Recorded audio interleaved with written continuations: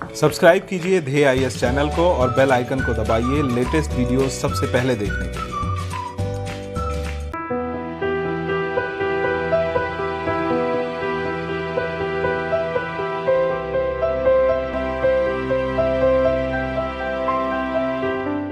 नमस्कार, मैं सुनील वर्मा ध्येय आईएएस टीम की ओर से आपका स्वागत करता हूं ध्येय टीवी पर। हम बात करेंगे डेली करंट अफेयर्स के अपने प्रोग्राम पर, जैसा कि हम प्रतिदिन करते आए हैं। इस वीडियो के माध्यम से दो टॉपिक मैं डिस्कस करूंगा। पहला है चीन पर अमेरिकी प्रतिबंध। देखेंगे आखिर अमेरिका किस प्रकार का प्रतिबंध चीन पर लगाने जा रहा है। वहीं जो दूसरी खबर है उसमें हम बात करेंगे स्पेस क्षेत्र की प्राइवेट कंपनियों को इसरो का सहयोग मिल सकेगा। भारत सरकार ने अपनी नीति में परिवर्तन किया है, अर्थात जिसमें अभी तक सिर्फ इसरो की हिस्सेदारी हुआ करती थी, उस हिस्सेदारी में से अब कुछ जिम्मेदारियां प्राइवेट क्षेत्र की कंपनियों को सौंपी जा सकती हैं। इन्हीं दोनों टॉपिक को हम काफ़ी डायनेमिक तरीके से डिस्कस करेंगे।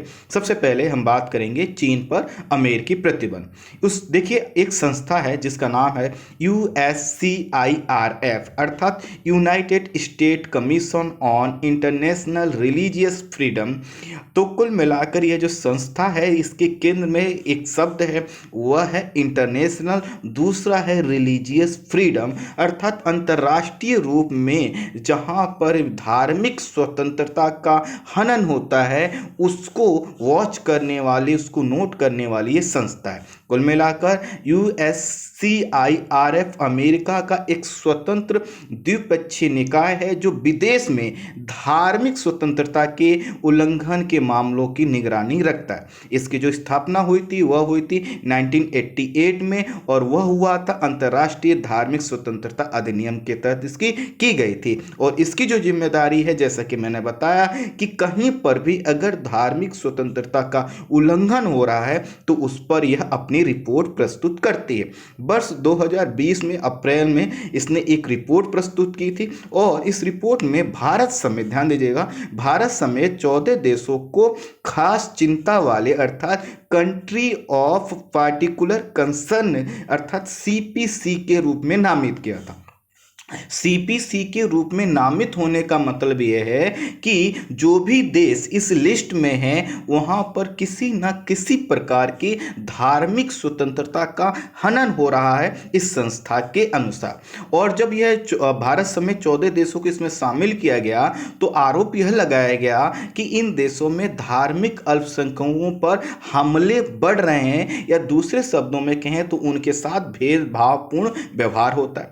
भारत के साथ देखिए कौन कौन से इसमें देश शामिल थे। यह था म्यांमार था, चीन था, एरिट्रिया था, ईरान, उत्तरी कोरिया, पाकिस्तान, सऊदी अरब, तजाकिस्तान, तुर्कमेनिस्तान, नाइजीरिया, रूस, सीरिया और वियतनाम। इस सभी देशों में क्या कहा गया था कि कहीं ना कहीं धार्मिक जो अल्पसंख्यक हैं या तो उन पर हमले बढ़े हैं या उनके साथ दोयम दर्जे का व्यवहार हुआ है, यही रिपोर्ट कहती है। भारत के संदर्भ में क्यों इसको शामिल किया गया, इसमें जो प्रमुख मुद्दा उठाया गया था वह था नागरिकता संशोधन कानून के आधार पर मुस्लिम समुदाय और अल्पसंख्यक समुदाय के साथ ठीक से व्यवहार ना होना। और यह कहा जा रहा था कि जिस प्रकार की NRC की बातें चल रही थी उसको इसने आधार बनाया था। हालांकि जो है कि भारत सरकार ने इन सभी आरोपों को नकार दिया और कहा कि आपको जो है कि तथ्यों के आधार पर बात करना चाहिए, या आपने सिर्फ मनगढ़ंत कहानी के आधार पर ऐसा कहा है। भारत सरकार ऐसा कुछ भी अपनी नागरिकता कानून के माध्यम से करने वाली नहीं। अभी देखिए क्या हुआ है, हाल ही में USCIRF ने अमेरिकी कांग्रेस का मतलब है वहां की संसद से चीन में उइगर समुदाय के साथ चीन द्वारा किए जा रहे अत्याचार पर रोक लगाने के लिए चीन के प्रमुख नेताओं पर प्रतिबंध लगाने की अपील किया है। कुल मिलाकर ये जो संस्था है इसने क्या किया है कि एक प्रस्ताव रखा अमेरिकी संसद के सामने और कहा कि चीन में जो उइगर समुदाय के लोग हैं उन पर चीन कई प्रकार के अत्याचार करता है। इन अत्याचारों को रोकने के लिए जरूरी है कि हम कुछ सख्त कदम उठाएं। उन सख्त कदमों में यह है कि जो भी नेता इसमें शामिल हैं, जो भी अधिकारी इसमें शामिल हैं, उन पर अमेरिका प्रतिबंध लगाए। और प्रतिबंध लगाने का मतलब यह होता है कि उस व्यक्ति की जो छवि है वह मानवाधिकार के उल्लंघन वाली है। तो स्वाभाविक है, अगर इस प्रकार का प्रतिबंध लगा दिया जाता है तो वह व्यक्ति ना तो कभी अमेरिका में घुस पाएगा और ना ही अमेरिका समर्थित कानूनों को मानने वाले देशों में, और ना अमेरिकी फ्लाइट का वह सहारा ले सकता है। अब देखिए, पूरा मैं बताऊंगा आखिर ये उइगर समुदाय क्या है और क्या पूरा घटनाक्रम है, इस सब चीज को समझाऊंगा। अभी जो घटनाक्रम चल रहा है उसमें समझिए। तो कुल मिलाकर इसने क्या, इस संस्था ने क्या किया, संसद के सामने एक प्रस्ताव रखा।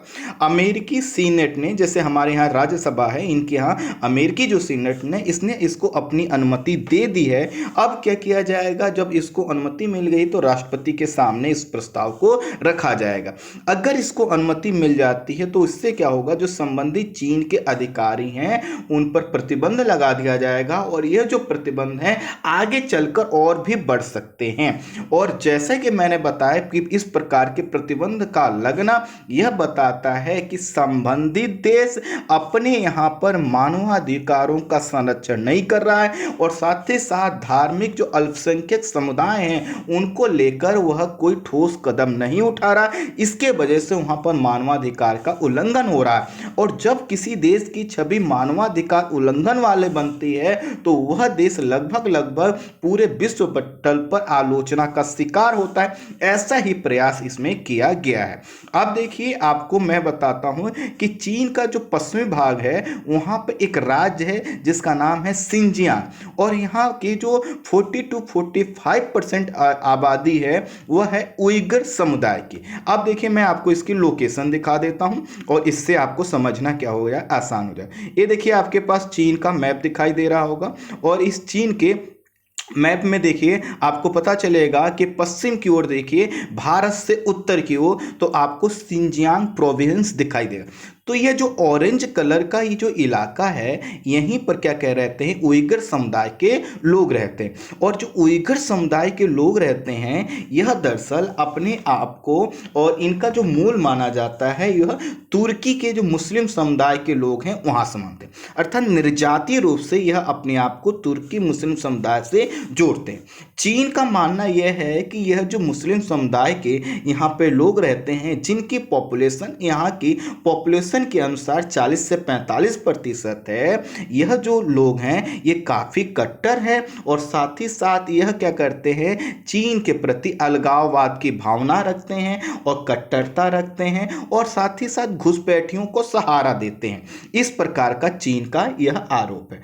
अब इसी से निपटने के लिए चीन ने क्या किया है, यहाँ की बहुत बड़ी आबादी को डिटेन कर लिया है, और इसने इस पर आरोप लगाया जाता है कि इसने अपने यहाँ लगभग 10 लाख उइगर आबादी को अनेक शिविरों में नजरबंद किया है। जैसे डिटेंशन सेंटर होते हैं, ठीक इसी तरह से आप यह देखिए, पूरा एक आपको ब्रैकेटिंग लगा दिखाई दे रहा होगा। चारों तरफ जो है कि चीन की आर्मी होती है, और बीच में ये जो बैठे हुए लोग हैं यह है उइगर समुदाय के लोग, और ये उइगर समुदाय को इस प्रकार के डिटेंशन सेंटर में रखा जाता है, और ये पूरी तरह से जेल के रूप में बंद होते हैं। देख रहे हैं, जैसे पूरा जेल होता है, बिल्डिंग में कोई व्यक्ति वहां पर नहीं जा सकता, यहाँ पर मीडिया भी अलाउड नहीं है। तो चीन के ऊपर यह आरोप लगता है कि यहाँ पर इसने लगभग 10 लाख उइगर समुदाय के लोगों को डिटेन कर रखा है, और साथ ही साथ उन पर कई प्रकार के अत्याचार करता है। यहाँ के इस समुदाय के जो कलाकार होते हैं, जो लेखक होते हैं, जो पत्रकार होते हैं, जो विद्यार्थी होते हैं, जो किसी भी तरह से सूचना को विश्व पटल पर पहुंचा सकते हैं, उनको नजरबंद किया जाता है, प्रताड़ित किया जाता है। कई समीक्षकों और रिपोर्ट्स का मानना है कि चीन कहता है यह आतंकवादी हैं, उग्रवादी हैं, अलगाववादी हैं, लेकिन ऐसा कुछ भी नहीं है। दरअसल सिर्फ चीन इन शब्दों का सहारा लेकर ऑपरेशन ऑल आउट के माध्यम से इन्हें प्रताड़ित करता है, और इसका उद्देश्य सिर्फ और सिर्फ यह है कि यह चीन की जो सरकार है उसकी पूरी तरह से संप्रभुता को स्वीकार नहीं करते, अर्थात कहीं ना कहीं उसको चुनौती देते हैं और इसलिए वह इन शब्दों का सहारा लेके उनका बुरी तरह से यह शोषण करता है। हालांकि एक चीज़ ध्यान दीजिएगा, यह जो आरोप लगाया जा रहा है अभी अमेरिका के द्वारा, ये सिर्फ अमेरिका के द्वारा नहीं लगाया गया। इस पे यूनाइटेड नेशन की एक विशेषज्ञ कमेटी बनी थी जो उसने भी यही बात कहा था। ह्यूमन राइट्स वॉच जो संस्था है उसने भी यही बात कहा और कई अन्य जो स्वतंत्र पत्रकार हैं उन्होंने भी आरोप लगाया है कि यहाँ के जो डिटेंशन सेंटर हैं वहाँ पर इसी प्रकार की गतिविधियाँ होती हैं।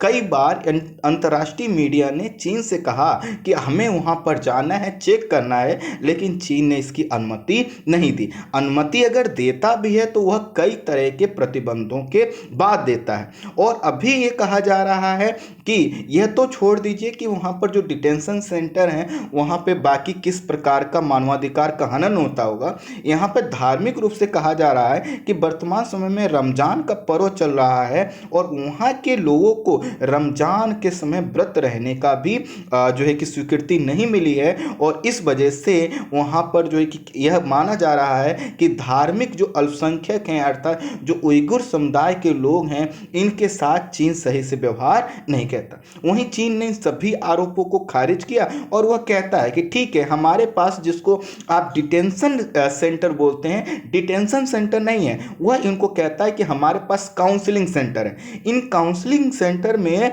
हम लोगों को लाते हैं, री एजुकेट करते हैं, उनकी कट्टरता को कम करते हैं और साथ ही साथ उनको हम कई प्रकार से वोकेशनल ट्रेनिंग देते हैं, प्रशिक्षित करते हैं जिससे विकास की मुख्य धारा में शामिल हो सकें।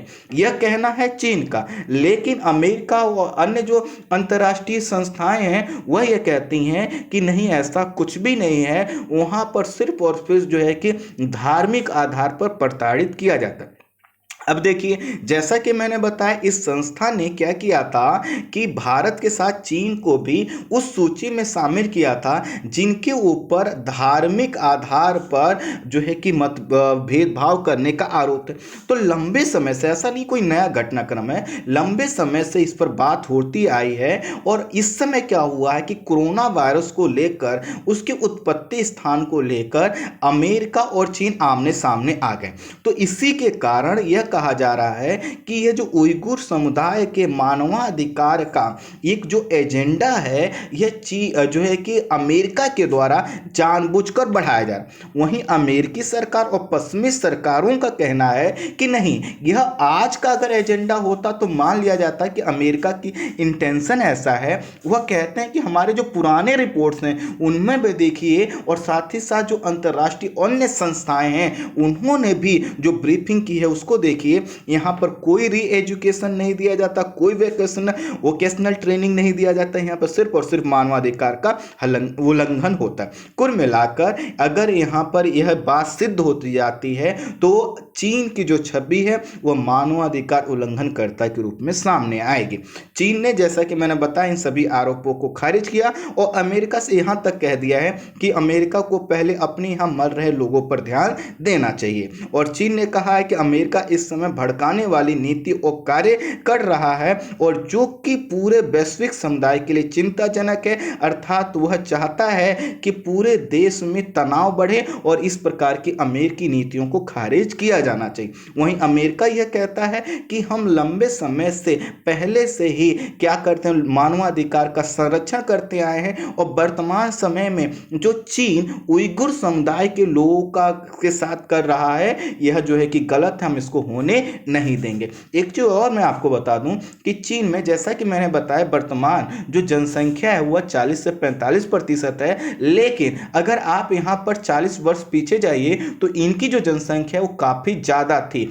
हुआ क्या है कि चीन ने पूरब से लाकर पश्चिम में अर्थात सिंजियांग प्रांत में कुछ लोगों को सेटल किया है, जो कि हान समुदाय अर्थात जो मेन जो वहाँ के लोग हैं, जो उनका मेन कल्चर है उससे संबंधित लोग हैं, उनको लाकर वहाँ पे बैठाया गया। और वर्तमान में जो वहाँ की सत्ता है, वहाँ की जो आधिकारिक संरचना है, उसमें भी उइगुर समुदाय का प्रतिनिधित्व बिल्कुल ना के बराबर है और चीन की जो कम्युनिस्ट पार्टी है उससे जुड़े हुए जो नेता है उनका जो है कि प्रभुत्व है।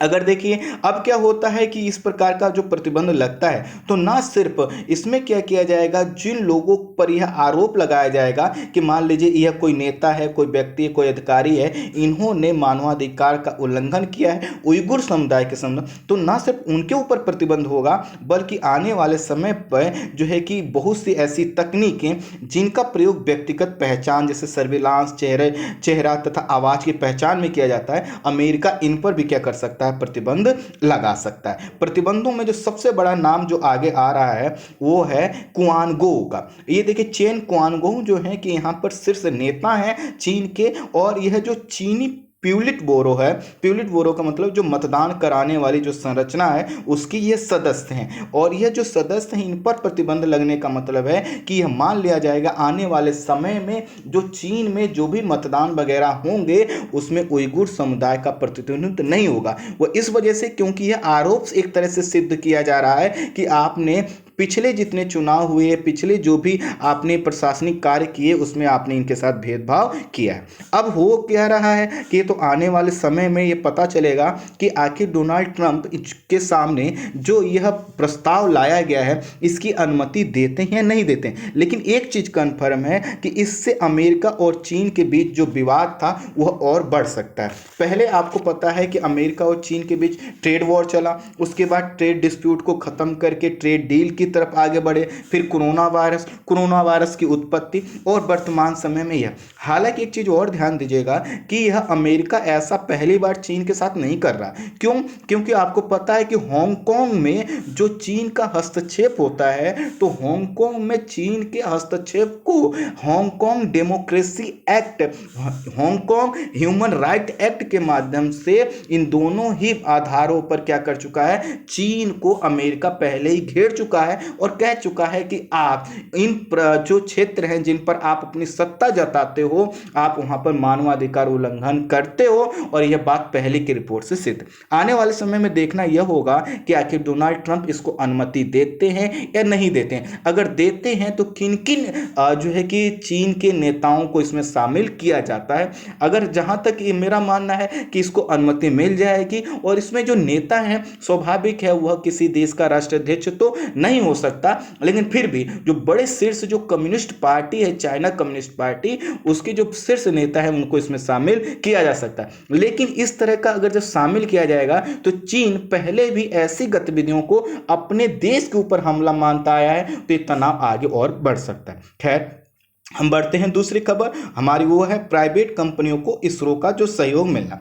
अब देखिए पहले हम इसरो पर आए उस पर बात करें, उससे पहले आप देखिए जो टेक्नोलॉजी है रॉकेट की, तो पहले भी मैं इस पर थोड़ा सा बता चुका हूं, लेकिन फिर भी देखिए यह आपके पास एक रॉकेट दिखाई दे रहा है, और रॉकेट को देखिए पहले यहाँ पर नोजल एंड फिन्स लगा है एकदम नीचे की तरफ से, और उसके बाद देखिए प्रोपल्शन चैम्बर है जहाँ पर ईंधन को रखा जाता है, यह देखिए आपका यह रहा। उसके बाद देखिए ये पेलोड का है नोज ऊपर वाला भाग है। अब जो देखिए नोज वाले भाग को भी इसमें अलग इस तरह से किया गया, पेलोड के इस रूप में दिखाया गया।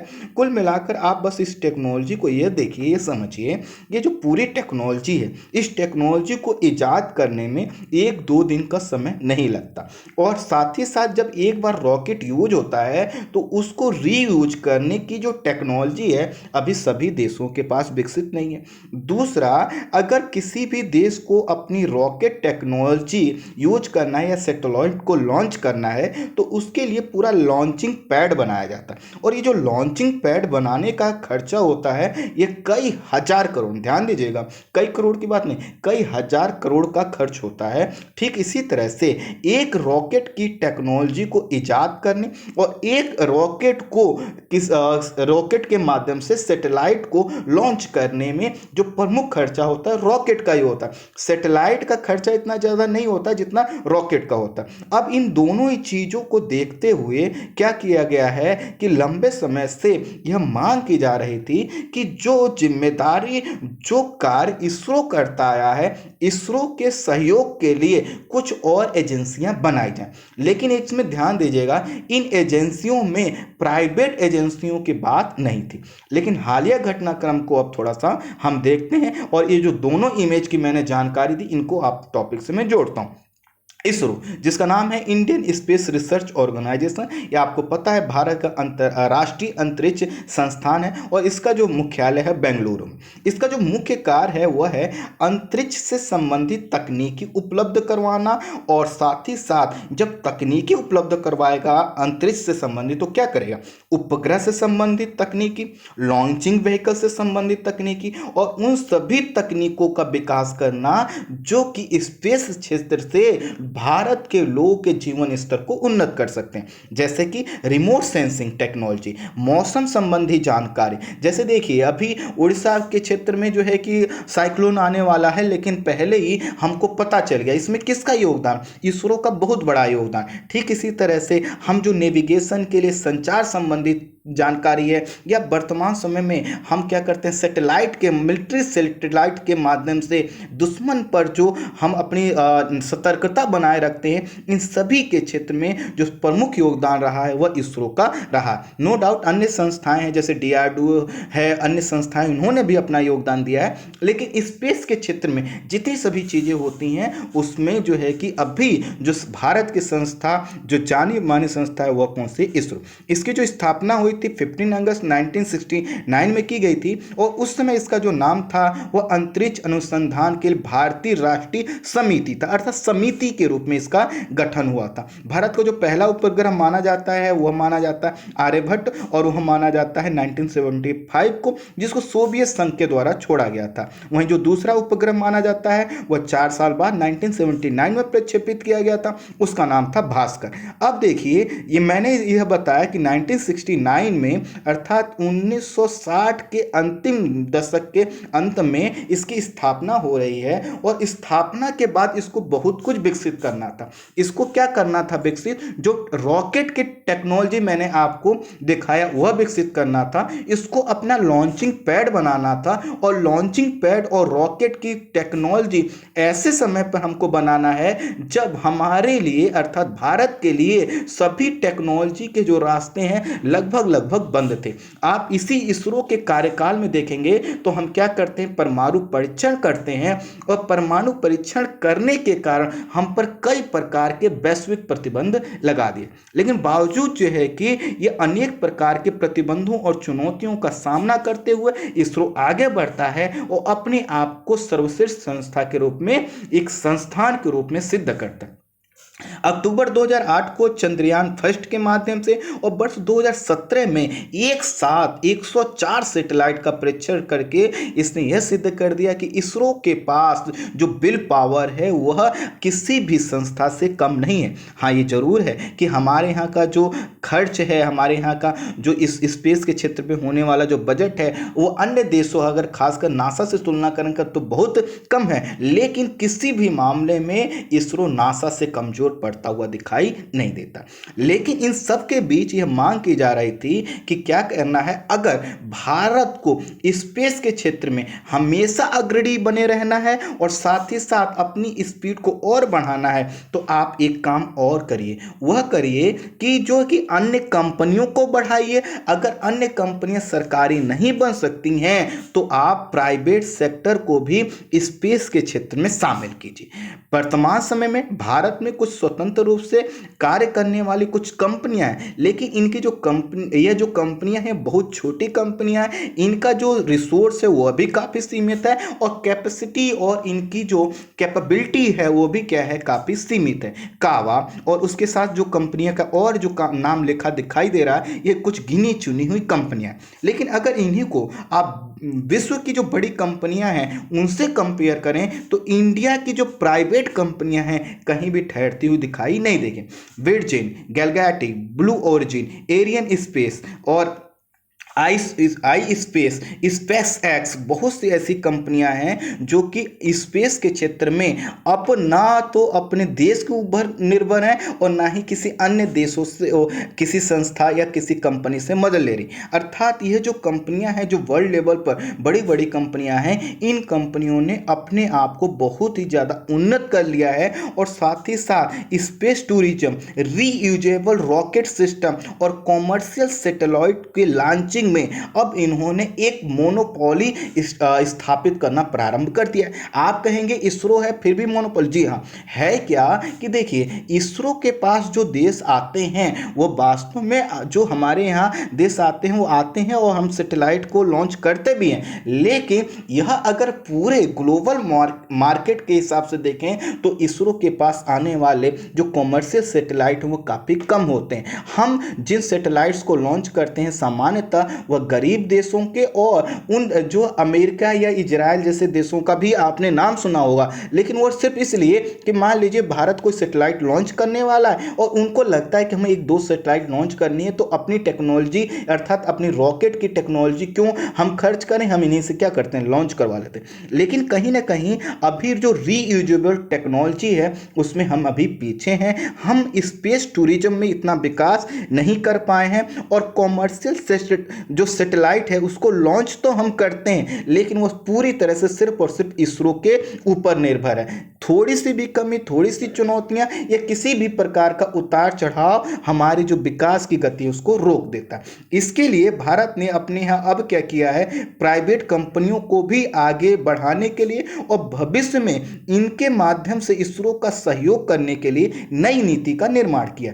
अब ये जो नई नीति है ना, मैंने स्टार्टिंग में दो इमेज दिखाया आपको जो कि रॉकेट की टेक्नोलॉजी और साथ ही साथ जो हमारा लॉन्चिंग पैड है इसी से रिलेटेड है। भारत सरकार ने कहा है कि जो प्राइवेट कंपनियां हैं वो सैटेलाइट के निर्माण, लॉन्च करने और अन्य प्रकार के कार्यों के लिए इसरो के साथ मिलकर कार्य कर सकती हैं और साथ ही साथ इसरो के जो लॉन्चिंग पैड है उसका यूज कर सकती हैं। अन्य प्रकार की जो तकनीकी इसरो के पास है उसमें भी जो है कि वह सहयोग ले सकती हैं और साथ ही साथ कहा यह गया है कि जो हमारे यहाँ के प्राइवेट सेक्टर की कंपनियां हम बनेंगी उनके लिए हम जो है कि अपने रेगुलेशन के नियमों को भी जो है कि शिथिल रखेंगे। साथ ही साथ जो हमारे पास इसरो के पास जो डेटा हैं, जो पहले भी इसरो क्या किया अंतरिक्ष में जो सैटेलाइट लॉन्च कर चुका है उनके जो डेटा है उनका यूज कर सकती हैं प्राइवेट सेक्टर की स्पेस कंपनियाँ।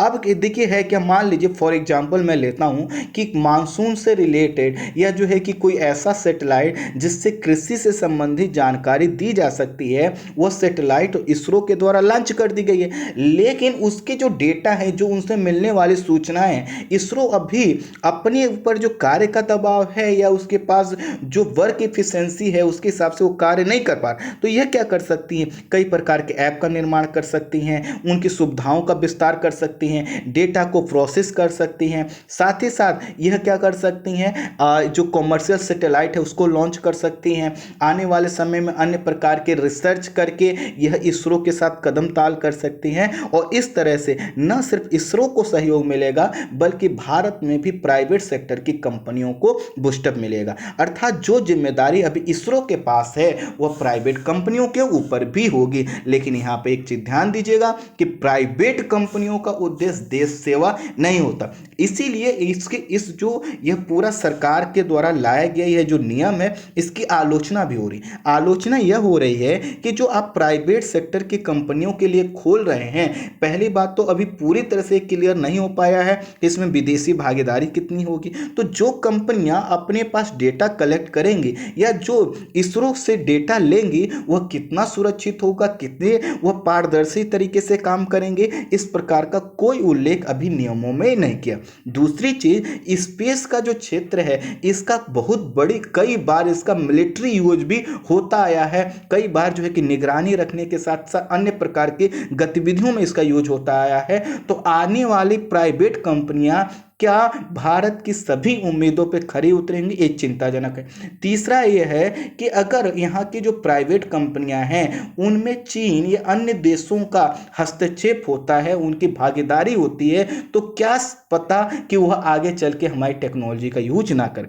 चौथी चीज कि अभी सरकार ने कहा है कि इसरो क्या कर सकता है, अपनी जो है कि सेवाओं को प्राइवेट सेक्टर के लिए अवेलेबल करवा सकता है, लेकिन यह बिल्कुल नहीं कहा गया कि आने वाले समय में जो भी प्राइवेट सेक्टर अपनी टेक्नोलॉजी डेवलप करेगा उसका यूज इसरो भी कर सकता है। अर्थात इसरो अभी क्या करेगा, अपनी सुविधाएं तो देगा, लेकिन भविष्य में उसे प्राइवेट सेक्टर की कंपनियों का जो टेक्नोलॉजी है, जो उनके रिसर्च है, उनका लाभ मिलेगा या नहीं मिलेगा, इसमें नहीं कहा।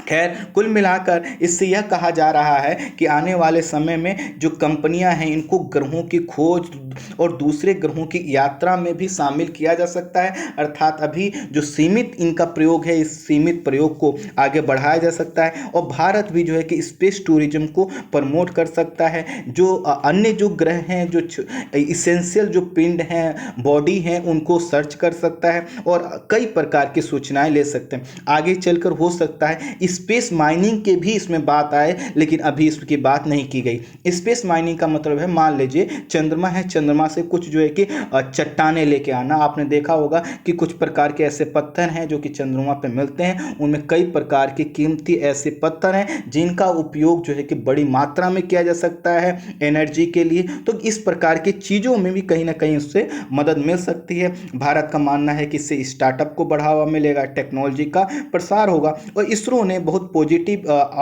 रूप में इस पे कहा है कि हम भारत सरकार के निर्देशों का पालन करेंगे और निजी कंपनियों की मदद करेंगे। अब देखिए, मदद करने वाली प्रतिबद्धता इसलिए लगाई गई क्योंकि जो भी प्राइवेट कंपनियां होंगी वह इस प्रकार के लॉन्चिंग पैड को बनाने का मतलब है कि कई हजार करोड़ रुपए पहले आपको इस पे खर्च करने होंगे। साथ ही साथ यह जो टेक्नोलॉजी है इसको बिल्कुल नए सिरे से ईजाद करने का मतलब है कि आप कम से कम आपको 4 से 5 वर्ष का एक रिसर्च का टाइम चाहिए। तो भारत सरकार ने ऐसा इसलिए किया है ताकि इनको सहयोग मिल सके और यह अपना जो रिसोर्स है, इनके पास जो कैपिटल है, उसका अधिक से अधिक क्या कर सके, ये रिसर्च करके इसरो की मदद कर सके। अब देखना यह होगा कि आखिर किस प्रकार के अंजाम या किस प्रकार के परिणाम हमें प्राप्त होते हैं। तो आज के वीडियो में इतना ही। Thank you so much.